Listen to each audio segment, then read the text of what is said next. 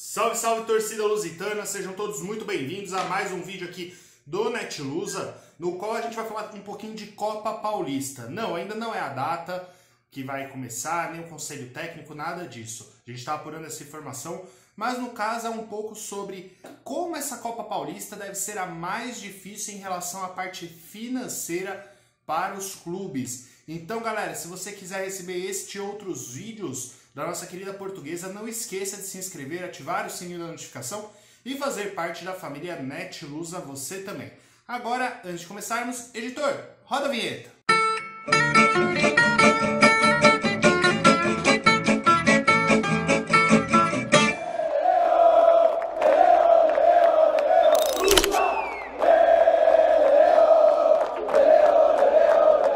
Ao contrário dos outros anos, este ano a Copa Paulista não deverá ter a presença de público. Isso mesmo, torcida. Conforme adiantamos no Boletim NetLusa da última sexta-feira, aproveitando o acesso card aqui em cima, que está bem legal, por conta dessa questão da pandemia da Covid-19, será de portões fechados todos os jogos. E isso irá repercutir bastante no cofre dos clubes. Por quê? Aí entramos em algumas questões para conversar com vocês. Vocês sabem muito bem que os clubes sobrevivem por muitos fatores. Primeiro, a questão de patrocínios, também tem essa questão das bilheterias e a parte de divulgação dos eventos. A Copa Paulista é considerada um torneio muito baixo por boa parte dos competidores e também de grandes investidores. Principalmente porque a Copa Paulista é um torneio estadual. É um torneio que, embora valha uma vaga para a Copa do Brasil ou para a Série D do Campeonato Brasileiro para o campeão e o vice, respectivamente, tem essa questão aí de ser algo muito, como posso dizer para vocês, desvalorizado. É um torneio que não é atrativo, não busca ser atrativo. A própria Federação Paulista de Futebol não traz outros benefícios para os clubes. Inclusive, se a gente estava apurando, toda essa parte de logística dos jogos, quem faz são os clubes, ou seja, é um gasto a mais que acaba acontecendo aí para as equipes. Então faz com que esse torneio não tenha não seja tão chamativo para as equipes participarem. Tanto que, conforme a gente viu, muitas equipes já anunciaram que não irão disputar a competição, como é o caso da Portuguesa Santista e também do Juventus da Moca, que já dispensaram seus elencos e retornarão às atividades apenas ano que vem para a disputa da Série A2 do Campeonato Paulista. Lembrando que a Copa Paulista não é um torneio obrigatório, ou seja, se você desistir de participar dessa competição, você não vai ter nenhum tipo de punição, nada do gênero. E isso se agrava principalmente agora também devido a essa questão do novo coronavírus. Com isso, as equipes irão sofrer bastante seus cofres. Fora isso, tem a questão também de não ter tantos atletas assim com boa categoria. Não desmerecendo os jogadores que disputam a Copa Paulista, mas por acontecer paralelamente a disputa da Série C e D do Campeonato Brasileiro, esse ano vai acontecer até um pouco antes dos torneios nacionais, a possibilidade de que atletas que têm condição de disputar esses torneios nacionais queiram disputar a Copa Paulista é muito baixa. Isso só aconteceria se, por exemplo, vamos citar o caso da Portuguesa. Se a Portuguesa estiver disputando a Série D, os jogadores da Série D vão querer disputar a Copa Paulista porque tem uma Série D junto. Agora, no caso da Lusa, que não tem uma divisão nacional, infelizmente, não tem condição da Portuguesa ter atletas de Série C e Série D disputando uma Copa Paulista, o que acaba sendo uma questão muito complicada. A gente vê o caso do Guarani, que manifestou interesse de disputar a Copa Paulista, contudo ainda não está confirmado, para ter uma vaga para a Copa do Brasil. Assim como casos do Corinthians, São Paulo, só que eles não vão colocar suas equipes titulares para disputar essas competições. Ainda mais essas três que eu citei, já que disputam torneios nacionais, no caso da Série A e B do Campeonato Brasileiro. Então a expectativa é que sejam colocadas equipes sub-23, equipes paralelas, com o objetivo de poder conquistar essas vagas. Outra questão que a gente destaca aqui é que não tem uma cobertura de televisão própria para a disputa da Copa Paulista. Na Série A2, que é um torneio que, embora seja uma categoria abaixo da Série A1, ela tem ainda uma certa representatividade. Haja visto que a Série A2 teve jogos que foram transmitidos pelo canal Sport TV, principalmente o mata-mata, mas no caso da Copa Paulista é apenas a transmissão pelo Maicujo, ou no caso da decisão, como aconteceu ano passado, que teve a Fox Sports que transmitiu. Diante disso, a possibilidade de que a Copa Paulista tenha um recurso muito grande a dar aos clubes, a parte financeira, é muito baixa. Por isso, a sua maior receita é com questão de torcida. Isso mesmo, torcedor. A torcida é muito importante para poder ajudar os clubes para a disputa da competição. Aí entramos em mais uma questão aí. Não apenas em ingressos para os jogos, mas também tem a questão do sócio-torcedor. O sócio-torcedor acaba sendo uma receita fixa que os clubes têm. Porque embora, se você for olhar a questão das folhas de jogos, das fichas técnicas, a quantidade de torcedor é muito baixa, mesmo se comparada com a Série A2. Então, por isso, se você tem um programa de sócio-torcedor, como aconteceu com alguns clubes que disputam inclusive a Bezinha, como foi o caso do Flamengo de Guarulhos, do AD Guarulhos, o mais conhecido Guarulhos GRU hoje, também tem um programa de sócio-torcedor há alguns anos, já tinha uma receita fixa para poder estar arcando com a manutenção do elenco para poder disputar esse torneio estadual. Então, por isso, possibilitaria. Lembrando que a Copa Paulista só participa as equipes da Série A1 a A3.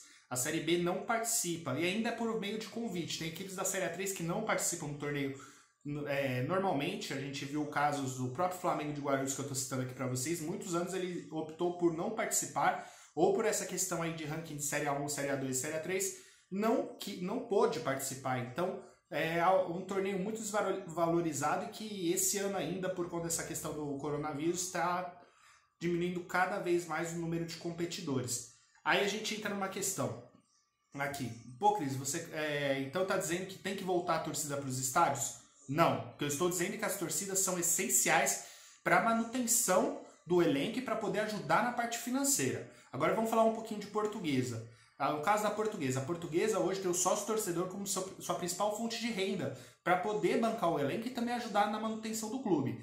Só que assim, a Portuguesa hoje não conta nem com 1000 sócios-torcedores. Isso é muito grave. Embora, se você for olhar os planos da Portuguesa, começa a partir de R$15, que é um valor muito baixo. É um valor acessível para a torcida, mas são poucos os torcedores que se propõem a pagar o sócio-torcedor sem poder participar de jogos. Não desmerecendo os que são, a gente até agradece os que são sócios-torcedores, que ajudam a Portuguesa, mas é um valor que infelizmente ainda não está um valor para a Portuguesa conseguir bancar um elenco sozinho, só com o sócio-torcedor. Então você vê essa questão aí, se não consegue bancar com o sócio-torcedor, não consegue nem com os ingressos, porque o ingresso está fechado, você não pode ver o jogo, então é muito complicado isso. Aí eu entro nessa questão, parece que eu estou falando muito, e Cris, mas você está dizendo que é contra a torcida de volta aos estádios, mas você só está dando motivos para a torcida voltar. Então agora eu vou citar uns exemplos aqui para dizer que a torcida não tem que voltar ainda neste ano de 2020.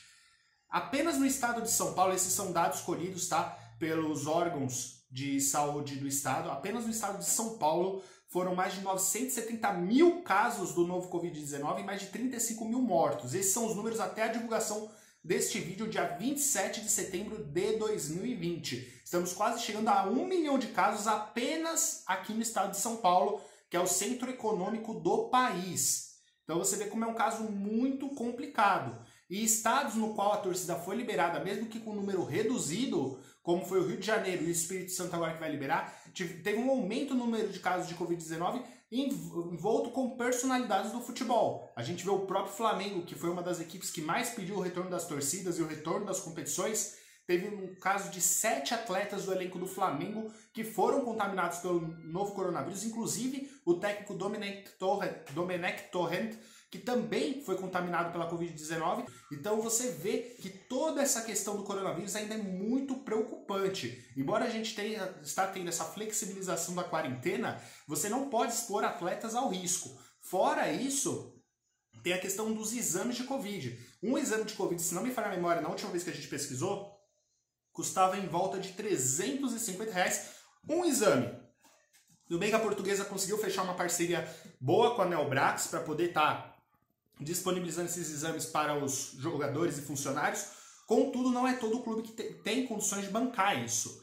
Então é bem complicado poder liberar a torcida para os jogos e principalmente você fazer esses exames periodicamente. Por isso que, ao contrário de outros anos, essa Copa Paulista deve ser uma Copa Paulista de tiro curto. Deve ser um torneio com muito poucas equipes participando, porque eles não têm condição de bancar. E a Federação Paulista de Futebol já afirmou, já na Série A2, que não teria como bancar uma quantidade grande de exames. Na época, na Série A2, estaria disponibilizando apenas antes e depois das partidas. Agora, na Copa Paulista, a gente tem que aguardar o Conselho Técnico, que ainda não tem data para acontecer, para a gente ter a certeza se irá ou não ter esses exames também para a disputa da Copa Paulista, ou se os clubes terão que arcar com esses valores. Então é algo muito complicado, a gente entra nessa questão.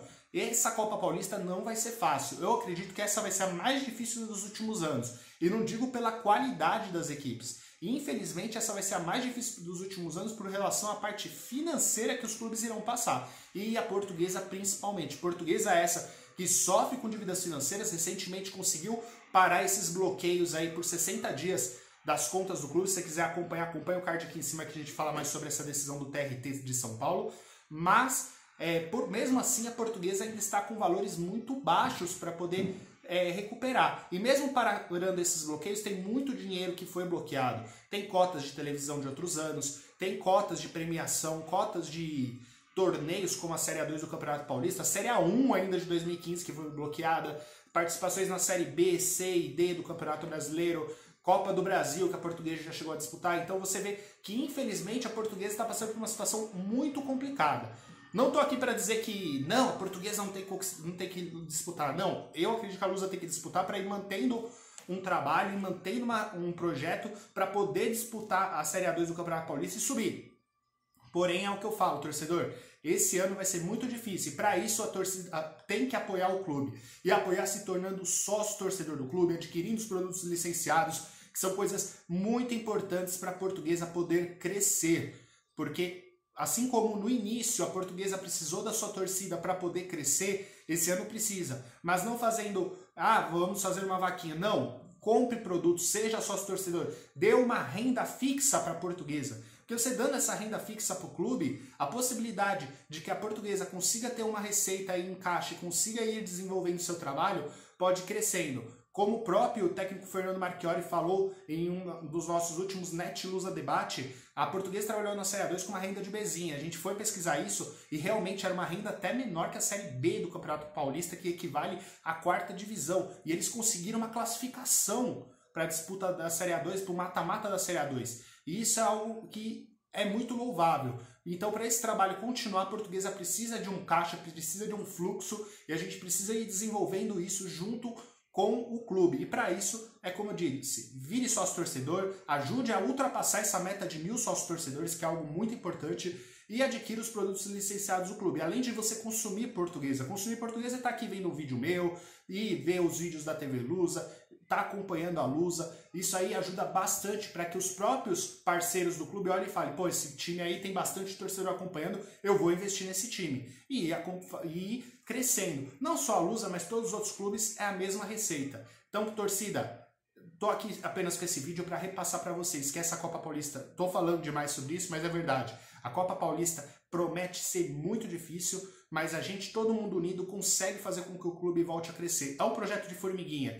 Vai demorando um pouquinho, a gente vai se organizando, mas a Portuguesa vai crescendo. E para isso ela precisa de você, torcedor. Muito obrigado a todos que nos acompanharam. E se você quiser ajudar o Net-Lusa, faça que nem o pessoal aqui do lado. Se torne um membro do Net-Lusa, você recebe vários benefícios, pode participar de grupos de WhatsApp, pode concorrer a prêmios exclusivos aos membros e também recebe as figurinhas para estar deixando nos comentários. Muito obrigado a todos. Retornamos a qualquer momento com mais algum vídeo ou amanhã com o Net-Lusa Debate com o Lucas Ventura e convidados. Muito obrigado a todos, tenham um excelente domingo e até a próxima. Tchau, tchau!